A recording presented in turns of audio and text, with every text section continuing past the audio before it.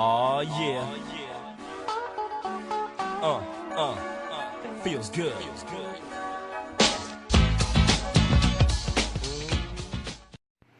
What's up, everybody? It's your girl Songbird. It's Dante Black. And we're back for another episode of your favorite internet show, Polar Opposites, the Melanin Edition. If it's your first time, why are you smiling like that? Because it's the Melanin edition. Melanin. Whatever.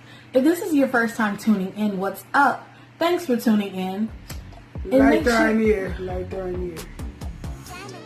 Make sure you hit that like and that subscribe and that notification bell that's right under us. Just hit the notification bell one time so that you're notified every time a new episode of Polar Opposites, the Melanin Edition, pops up. And for our returning opposite fam, what they do? Howdy. Thanks for coming back. Alright, so let's get into today's topic. Are we fighting to be treated equal or fighting to be treated white? And not necessarily, I don't mean white, but just to be treated like a white person. Let's go there. That's how we should have said it. Are we fighting to be treated equal or fighting to be treated like a white person? Yeah, it's going to be treated like a color. Got it. Thank you. I'm glad you understand, right. Mr. Blue. Alright. Or excuse me, Mr. Black. Okay. So what's your opinion on that? I'll let you start this time. I think that we are fighting to be treated like the white folks. That's what I think. We don't want equality. That's not what we want. We want the same privileges as them. We want everything that they got. Because apparently we black people, we don't have nothing. And these white people, they got everything. So we want what they want. This complete foolishness. Why we have to be treated like something else? Notice we're the only race that be complaining about trying to be inclusive with somebody else or being treated like somebody else. The Chinese, they not worried about that. They're not saying, oh, we want to be treated like that. They don't care. They here for a specific purpose and they know what the agenda is and they go forth with that. They come over here to live our dream. Yeah, they come over to get our money to take it back to their country to build their whatever they're building over there, their community, their culture, whatever you want to call it. I feel like our fight is primarily to be treated like white people because in our mind, white people are number one and we want to be up there number one too.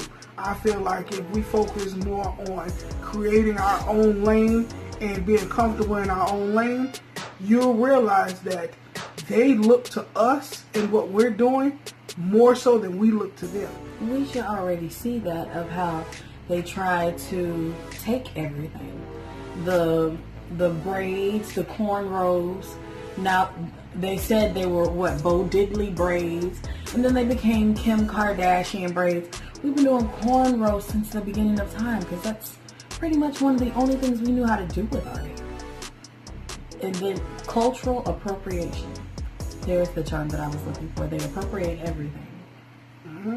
It was, if I'm not mistaken, I could be wrong, but there is a country group that's now singing, I could be wrong on this, but a Nelly song. Yeah, Nelly song or Flo Rida? No, I think, was it Flo Rida? It's Flo Rida. Yeah, yes. That's what I'm saying. See, I knew it was one of the rappers. What in the cultural appropriation? Exactly. They look to us for everything, but we're too stupid to see that. We think that they have all of the answers or they have all of the power, which no one has power unless you give it to them. So I don't think that we're trying to be treated as equal. We're wanting to be treated like the white folks. We want the privileges and we want to be treated like the white folks. Because if you notice, all of our fights is always to be equal to them and what they're doing.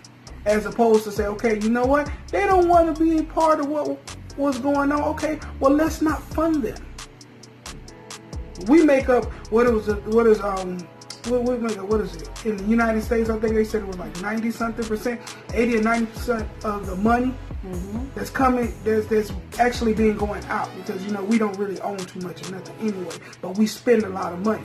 So if we use that power and stop supporting them, they ain't got no choice but to stop the foolishness. But we too stupid, because when Gucci shades come out, we want them. When Michael Kors purse come out, we want them. When New Jordans, that's still income though. It's a lot of white hands in that Jordan pocket, so same thing. Go ahead, might as well put it. Yeah, we don't take the time to actually look within our own selves, our own communities, and build that way. We're always looking for somebody to accept us over here, and if they don't accept us, we want to march. I will say it took us the longest of time to go ahead and find FUBU. It took forever. It took so long for them to actually be able for FUBU to start coming off the ground, which was a black-owned company, black-funded. From the ground up, it took us so long to actually start supporting them. I got a question. I want somebody to put this in a comment, or you can send it to me directly. It don't really matter. Why is it that every time a race of people want to be included into something, it's always black people?